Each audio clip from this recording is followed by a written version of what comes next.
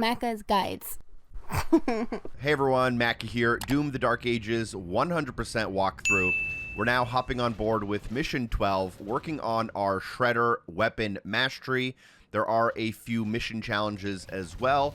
I'm going to recommend pinning Punching Bag and Wait for It. One of them is for striking a Battle Knight 10 times with your melee attack, and one of them is for killing 10 enemies using an explosive barrel. We'll have a couple of opportunities to do both of those things, but it's not a bad idea to put them on screen just to be able to track them. In the first room, you'll have to try to go through the door in front of you, which will lock.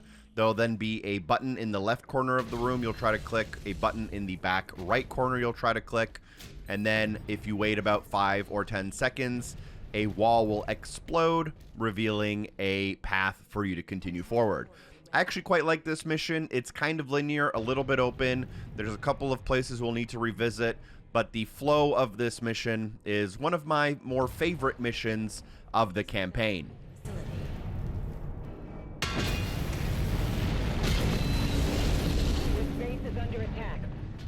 Once the wall is opened up, go ahead and start following the pipes, and you'll eventually drop down a hole. There's a point of no return here, but there haven't been any secrets or collectibles yet that we have to worry about.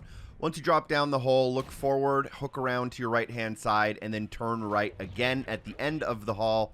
And if you do that, you'll be able to find some gold near the end of the pipe. Before you move forward, as you exit the pipes, continue past the option to go left. You'll find a small hole in the wall with 5 pieces of gold and a Codex as well. This is also our first out of many secrets. For the mission, there will be a stone imp that you can take out, and then you'll just follow towards the objective again.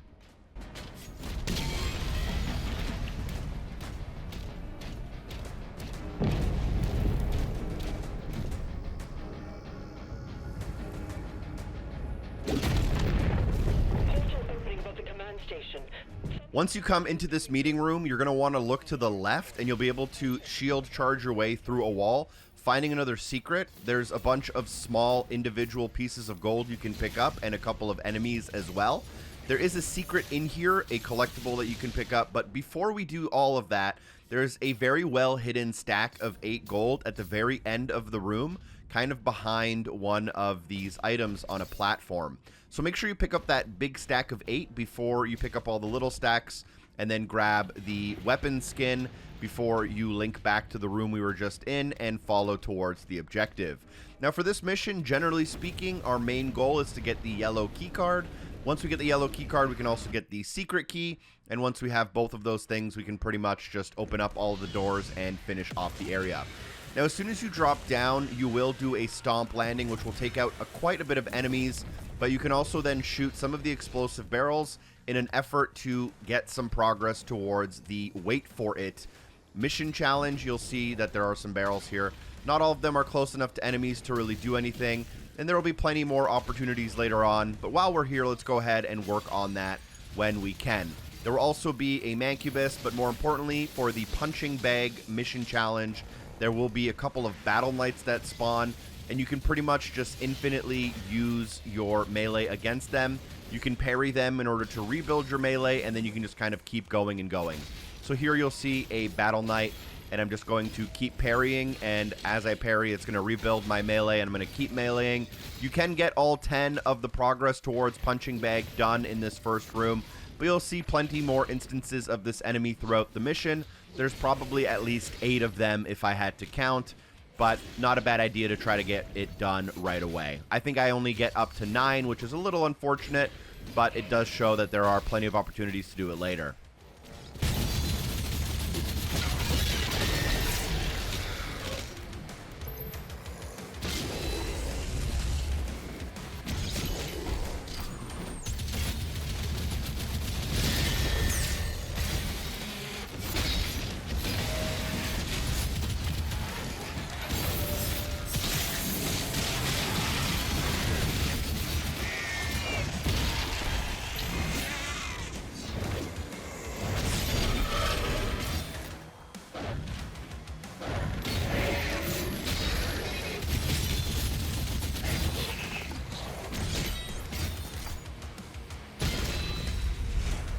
With the arena cleared out, there's only really one way to go towards the objective marker through this hole in the wall. Keep to the left, and you'll notice there's a secret key door. You will have to come back here later on, as the secret key is unlocked very late in this somewhat linear mission.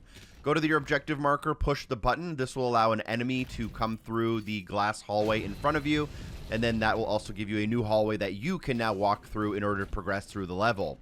Take out that enemy. Feel free to try to use some of the explosive barrels, although it can be quite difficult. But you'll also want to maybe work on your shredder weapon mastery if you're able to. Not a huge deal. There's only really 2 huge enemies here before we're able to access that hallway they came from.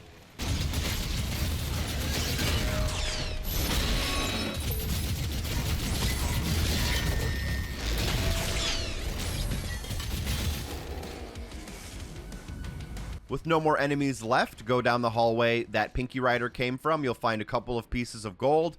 There'll be a cultist circle in this room, as well as a Sentinel shrine, and a couple more pieces of gold at the very far end of the room. I'm going to now use the lever in order to open up our next door, and I'm going to access the Sentinel shrine really quick. You do have a decent amount of options here. I'm actually going to save my money for later, for the most part, as we will be unlocking some new runes, and we will have a Wraithstone later on, which we can then use to kind of figure out which upgrades we want to work on. As you leave that room, you should be able to mantle up a wall into a pipe, and you will notice that there are shots coming from the left. You want to actually face those shots to protect yourself, and then go backwards to the right of where we entered. Go to the very end of the hallway to make sure you pick up all of the pieces of gold, and there's also a life sigil tucked around in the corner before you drop down. When you are going in the opposite direction down that pipe, make sure you go all the way to the very end of the pipe. I did end up technically missing 1 piece of gold that I went back for later. I'll edit that out just to save you the time, but you can always open up your auto map to make sure you grabbed all of the pieces of gold before you drop down. We will be circling back to that area if you missed it. Not a huge deal at all. You will pick up the Ravager, which takes up the same slot as the Pulverizer. It uses skull ammo, and I would compare this to something like a handheld turret. When you use it, it will begin shooting, and the fire rate will increase the longer you hold it. Additionally, it will slow your movement quite a bit, which makes you kind of more of a tank. And the other thing to consider is that I believe it builds up more damage and kind of empowers itself if you're hitting enemies up nice, close, and personal. Additionally, in this room, you'll see that I'm kind of ignoring enemies temporarily, and that's because I'm trying to get an enemy killed with an explosive barrel. This will just allow me to get the wait for it kind of out of the way. I end up having to do it in a future room, I think, or on a future enemy, but we're going to be making our way around the room using the Ravager for now just because it's a new weapon. Otherwise, you'll mostly see me working on my Shredder, which is the weapon mastery that is top of mind for me personally.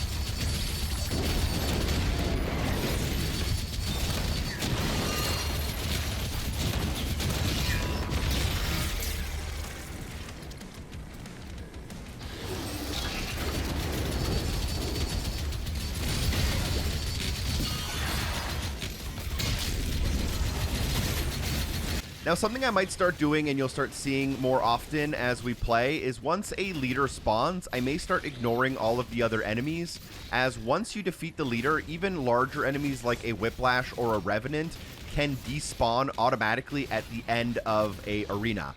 So that's just going to save us a little bit of time. Here you'll notice that there are 2 kind of larger enemies left over.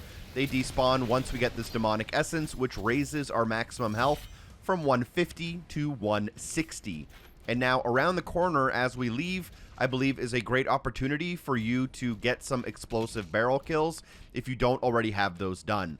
You'll notice an explosive barrel in the middle of the room, which I think easily kills 10 enemies on its own, and you'll also have more chances for that later as well. But for now, we can ignore everything in this room and just go and press the button. Next to the button, there's also a chest with 50 gold. This doesn't count as a secret, as it's a mandatory room you'll need to go through to complete the mission. Interacting with the station opens up a door pretty much right in front of us through the window. This also links back to one of the rooms we started at, so this is kind of a central hub point. We'll end up coming back here once we have the yellow keycard and the secret keycard and everything in between. We'll also grab a Wraithstone, which I mentioned. But let's go ahead and now head into the elevator. You should be at 99 out of 177 gold. I am at 3 secrets as well.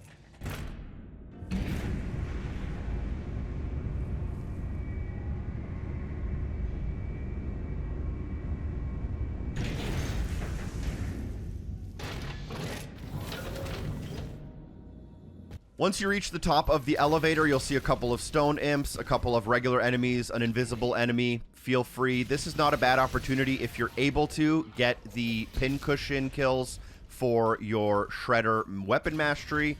There's a couple of explosive barrels. If you're really patient, some of the enemies will follow you to them. This is a little bit of an awkward thing where you have to parry the attacks back across the gap, and then you can use your shield to grapple yourself across the gap. But as soon as you land across the gap, you'll get meleeed by the Mancubus, and then it can throw you off the edge of the map, which is a little bit annoying. But as soon as we're done with the Mancubus, around the corner, we can actually drop down into a hole in the ground. A couple more enemies near an explosive barrel, a Whiplash, or a Hell Knight as well. So you can also use your melees on this guy if you don't have those done yet either. Once we take out these enemies, drop down the hole in the ground instead of continuing through the hallway. Once you're in the hole, you'll find a secret. In this secret, you can find a ruby. After you grab the ruby, I think there's one more thing in here. It's going to be either gold or life sigil. Let's figure it out together here. An invisible enemy, which we'll take out using pincushion. And then we can grab a stack of 8 gold. You can push the block over and then use it to mantle up yourself out of this room. This will then lead us to a hallway. I believe this hallway will have a ton of empowered enemies. And the thing I'm going to pretty much do is ignore them for the most part. And I'm going to make my way all the way to the very end of the hallways. This will allow me to grab the Enforcer, which is the flagged enemy. And once the Enforcer's done, there's just going to be a lot less to worry about. This is kind of the high-risk, high-reward strategy. I'm also going to be getting a lot of pincushion kills for my weapon mastery, just because of how many fodder enemies are nearby the leader. There will be some other enemies we need to clear out, like the Battle Knight and the Whiplash, but they should also be easier once we have finished the Enforcer. Take out all of the enemies, which unlocks the door at the end of the hall for you. Feel free to grab a whole bunch of health and armor for yourself before you go through that door. Another secret key room, which we'll still have to ignore, as the secret key is along a somewhat linear path just around the corner. As you come into the yellow keycard room, which is this one right here, to the left, you'll find 12 pieces of gold as well as the yellow keycard. Now that we have the yellow keycard, we can finally get the secret key. We could also technically make a straight line for the exit of the mission, which I wouldn't recommend. If you're following this walkthrough, you know we're trying to go for 100%. So for the 100%, we need to pretty much grab everything. With the yellow keycard, open up the yellow keycard door in that room. You're supposed to technically drop down to the bottom of the elevator shaft, but instead we're going to jump across the elevator shaft, finding a secret room with 50 gold inside. Additionally, you can then shield charge your way across the elevator shaft into a series of pipes. Once you come into these pipes, as soon as you are able to, turn left to find a stack of 8 gold. And then as you're about to exit the pipes, you will also be able to find a secret area with a life sigil. So make sure you grab both of those after you take care of the stone imp and the shield enemy. So you'll mantle up this hole in order to get out. And instead of going forward, turn around and behind you find that life sigil. Walk up to it just to trigger the secret area so that you can know that you found everything you've wanted to find. Shield charge your way into the next room. And here there'll be another opportunity for some explosive kills in order to get one of those mission challenges if you don't already have it. A bunch of enemies will spawn. If you take them out, you will get the secret key in the middle of the room.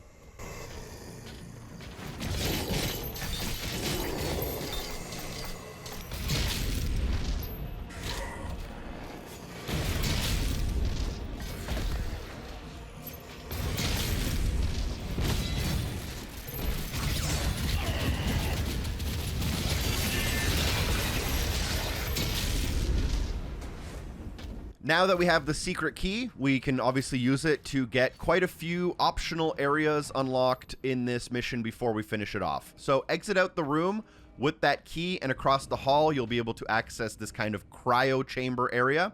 There will be an enemy in this room that will attack us. So in the room, you'll find a Wraithstone, which will be locked because we'll get attacked by the Aragon, I believe. And I'm going to just try to use the Ravager here. It was a new weapon. I was still trying to experiment with it a little bit. If you are able to stick really close and just unload it and also hit your parries, you can get this battle done in like 15 seconds, honestly. It's going to take me closer to maybe 25 because I missed a couple of parries. But as soon as you take out the enemy, it will unlock our Wraithstone. So before we finish off the level, we're going to apply this Wraithstone. Personally, I'm going to end up using the Cycler, but we'll talk about that once we get to a Sentinel Shrine a little bit later on. With the Wraithstone found, we can now go back to the room where we found the yellow keycard, and this time we can actually go where we're supposed to go, which is to drop down to the bottom of the elevator shaft. And at the bottom of the elevator shaft, we'll end up inside of a room that was previously locked. This is the only way you can get there. It's a pretty linear level for the most part. And here we'll unlock a new Sheild Rune. This one is called Auto Turret. I mentioned saving up some gold earlier on in the video, and that's because with a new Rune, you can feel free to use some of your gold towards upgrades for it if you feel like using it. For Auto Turret, what happens is when you do get a successful parry, a turret pops up in the top left corner of the screen and automatically damages the closest enemies. I'm not necessarily a huge fan of this one, but it is what it is. It is unique, and you can practice it immediately on some of the enemies that are in this next room. Just make sure you get your parries done, and you'll notice that auto turret show up. Here there is one of our final chances to get the melees on the Battle Knight, so that's what we kind of worked on a little bit just to show that off. And then here, I think I get a parry just to show the auto turret real quick. The auto turret can be helpful in terms of just pure damage, but in terms of like working on weapon masteries and playing the game how you want, it can kind of interrupt that flow of combat a little bit. You'll then enter into that main central hub area again, and there will be a pretty lengthy battle with a couple of Whiplashes, a couple of Revenants, and a couple of Mancubus. For this, I would probably just recommend that you primarily focus on any weapon masteries that you're still working on.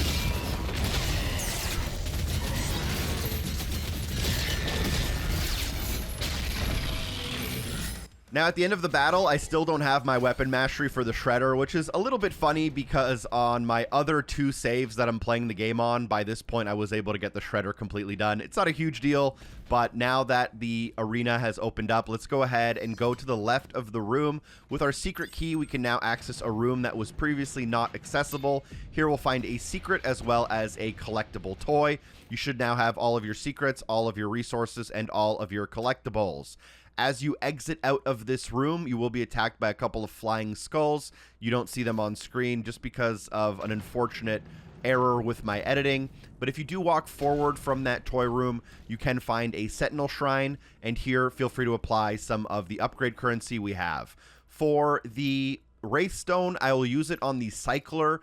I did mention earlier in the series that I was going to kind of do the weapon masteries in order, but I changed my mind, and the next one I feel like working on is the Cycler. I'm also going to put some of my gold towards the Ravager, and I'm going to then use some of my gold towards the Auto Turret Rune.